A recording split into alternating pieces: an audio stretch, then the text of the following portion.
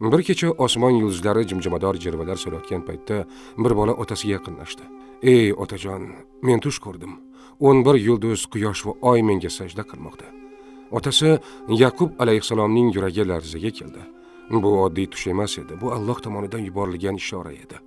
"Ey o'g'lim, tushingni birodarlaringga aytma.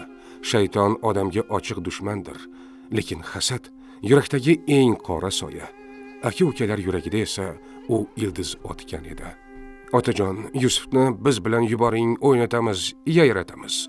Yaqub rozi bo'ldi, ammo u sezdi, yuragidagi og'riq o'shanda boshlangan edi. "Cho'l, tashlandi quduq, ol Yusuf qarab tur" degan soxta mehrli nigohlar ortidan bir lahza va Yusuf quduq tubiga tashlandi. Qorong'u, suv ham jim, faqat Alloh bor edi Yusuf bilan.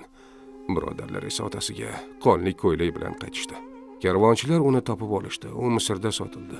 Ko'rib turgan ko'zlar ortida dard yashiringandi.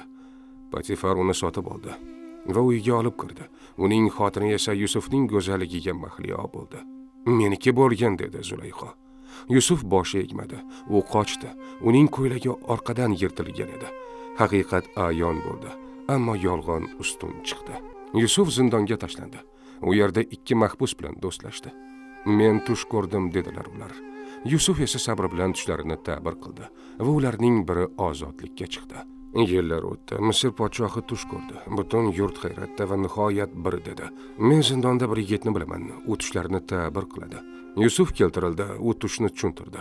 7 yillik baraka, so'ng 7 yillik qurg'oqchilik, zaxira to'plang. Shoh uni katta martabaga ko'tardi. Endi Yusuf quldan Misr xazinadorigacha yuksaldi. Ochlik yurtga kirgach, Yusufning aka-ukalari ham keldi. Ular uni tanimadilar. Yusuf esa ularni tanidi. U ukasini saqladi. Otalari Yaqub esa g'amdan ko'r bo'lib qolgan edi. Va nihoyat Yusuf yig'lab yubordi. "Men Yusufman. Bu ukam Binyamin. Alloh bizga fazl berdi." Otasi, onasi, aka-ukalari Misrga yetib keldi. Yusuf ularni kutib oldi va taxtga chiqardi.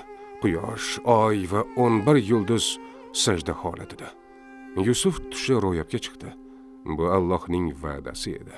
Mana shunday sabr qilganlar uchun Alloh rahmatini ochadi. Poklik, halollik, kechirim va taqvo orqali quduqdan taxtgacha yuksaltiradi. Bu Yusufning qissasi va bu har bir sabr qiluvchining umidi.